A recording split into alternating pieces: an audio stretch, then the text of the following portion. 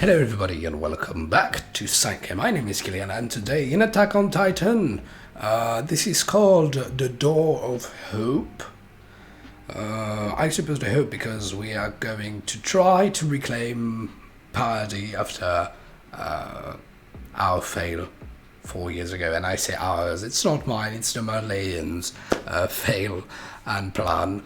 So now that we've dealt with a 4-year-long war, that we have gone back to Liberia to rest a little bit in family, we're gonna go back and try to take Party. And yet again, I say we, it's not me, it's the Marleyans, but since these are the characters that we're gonna be following, it creates a strange feel as the audience, you're definitely rooting most generally for the people that you're following, and how can you not root for these individuals who now you've grown slightly accustomed to along the 2 last episodes? We still don't know where Eren, Mikasa, and Armin are, what they're doing, what's the plan for them. It's a surprise that in 4 years they have not attempted anything, on the Marley. I say surprise, not so much. I should say surprise knowing how strong-headed and onwards Eren is, but not so much of a surprise because obviously attacking a whole nation like that is not something that you do overnight, especially when you just came to find out about their existence and that you're not prepared for it. So this is definitely going to be an interesting final season. Last time we talked about the Warhammer Titan. I'd like to see the Warhammer Titan in this episode because apparently it's gonna come and play an important part in Marley's plan, or at least Zeke's plan for reclaiming. I say reclaiming, just for claiming because they never had a hold of it, for claiming Party. And just having the population of Marley being like, yeah, you can do it, we're gonna reclaim, we're gonna claim it in before the end of next year, yeah. Because Zeke only has 1 year left to live, so definitely wants to succeed before he dies. That would suck otherwise. Since he's somewhat, at the middle of this, not this conflict, because the conflict, the Marleyans have been aware of this for generations, but because of his connection with Grisha Yeager and what Grisha Yeager has accomplished, he's deep in it. So yeah, so we're gonna jump right in. As always, if the next action is available on Patreon, link down below in the description box. Don't forget to subscribe and hit the notification bell so you do not miss a new video, and splash the like button. This is always very much appreciated. Links to my social media are down below in the description box, as well as the link to the Discord server. So we're gonna jump right in. Let's go.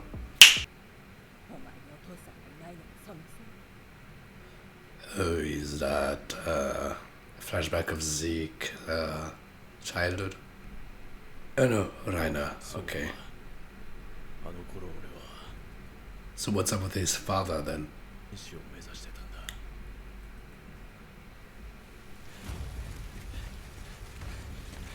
I love what this series is doing because after everything you could say about Rainer in the first 3 seasons, I think it's a nice thing to do to get to have him as a main protagonist at the start of the 4th season.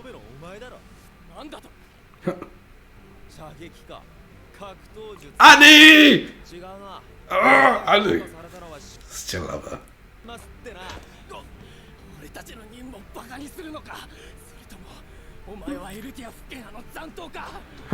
He kind of resembles Eren here. Porco. What's that name? I'm sorry. Ah, is that Bertolt? The Golden Trio. Yeah. The music is wild. Music is like Apocalypse! What were you doing? Ah. Annie.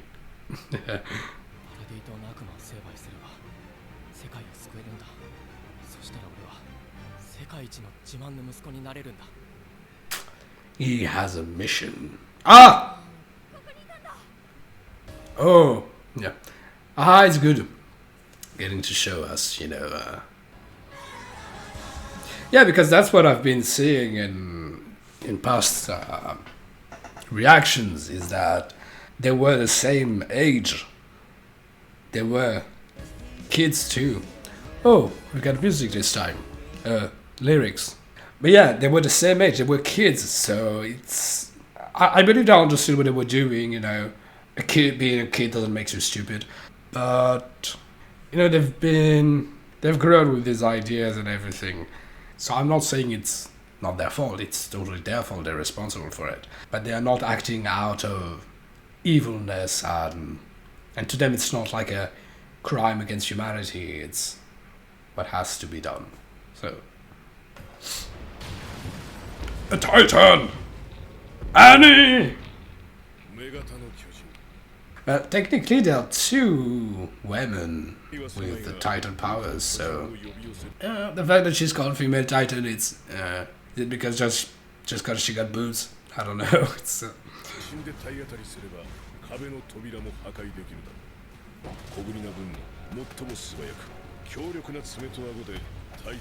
Okay, so... That's the original Jaw Titan.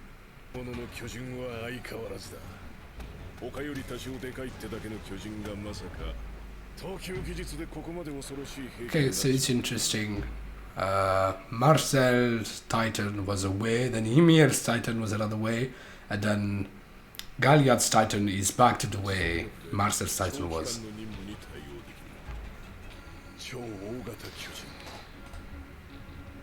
So why him? Why Berserker's? Berserker has a lot of flaws that you would expect for a warrior.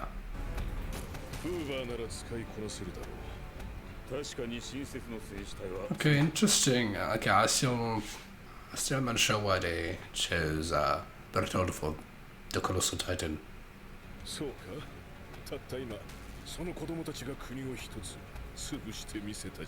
Entire country.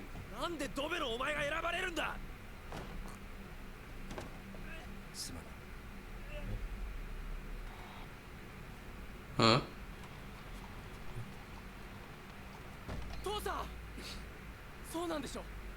Oh.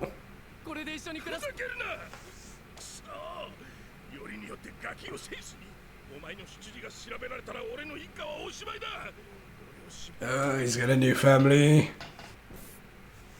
Okay.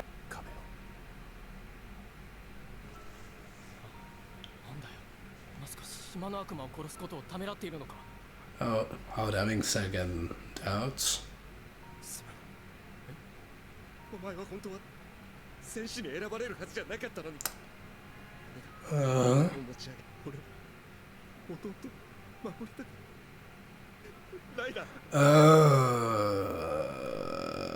I get it. Oh, that's offensive. That's hurtful. There she is. Well, alright. I mean, it sucks for Marcel, because he didn't have time to do anything. He just got on the board and then poof.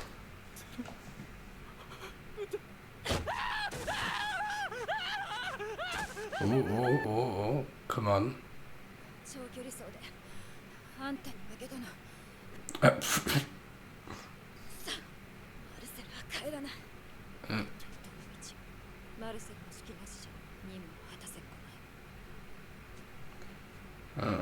So is he gonna step in?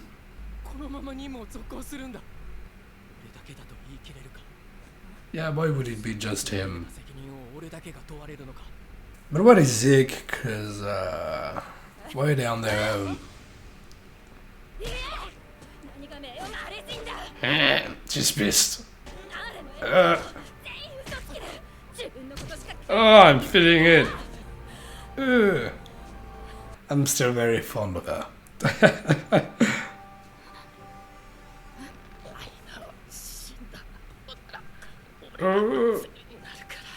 And they're all kind of unhinged. Ah, there it is. Bringing the mission to fruition. Ah, Dana! Ah, because he felt guilty. Okay, did they pose for survivors? Okay, because I wondered how they infiltrated the army.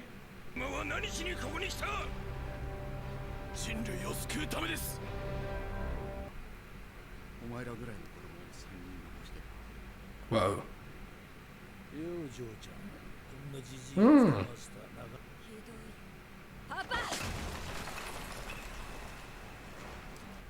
Daddy.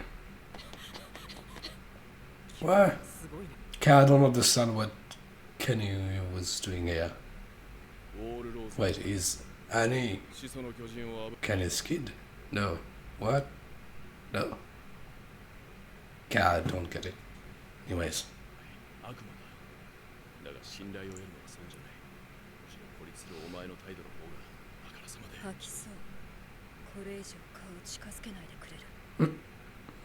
Please maintain a minimum separation of 3 feet.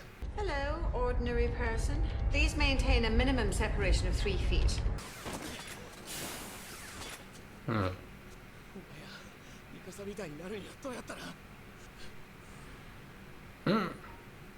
Yeah, that's what I said. Yeah, quite alike.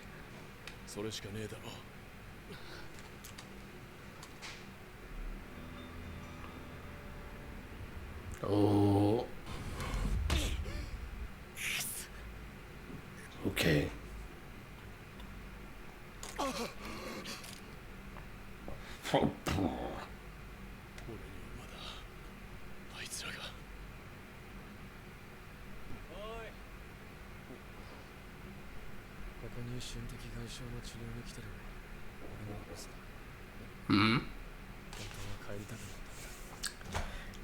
Do you have good food here? Because, yeah, that's the dilemma of becoming a warrior.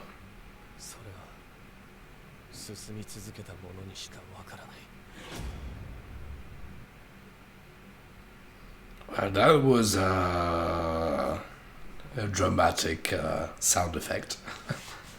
So this was an episode about getting to see how they got in it. I suppose Bertolt, Rainer and Annie, how it started, you know, how it was working, what was their mental state at the moment they were going to launch the first assault on Paddy. But then Attack on Titan did something weird with that old man telling the story about how he fled. And it's interesting because I think that this is the story. I remember that shot. Didn't Bertolt or Rainer take that guy's story and told it to Eren and Mikasa and Armin back at the training camp in episode 3 or 2 or 4, something like that? Because I think I remember that Titan face in the window. But I think it was that. But anyways, a weird thing going on with that old man telling the story, and why now in the episode. Weird thing about Kenny. That was Kenny with allegedly a daughter. What was this about? I'm not sure. That had me a little bit confused, you know, time when Attack on Titan does that, it's okay, I suppose we're gonna let it play out and see where it leads us, but I suppose it's gonna be for next episode or at least future episodes. A great episode. Yes, like I said,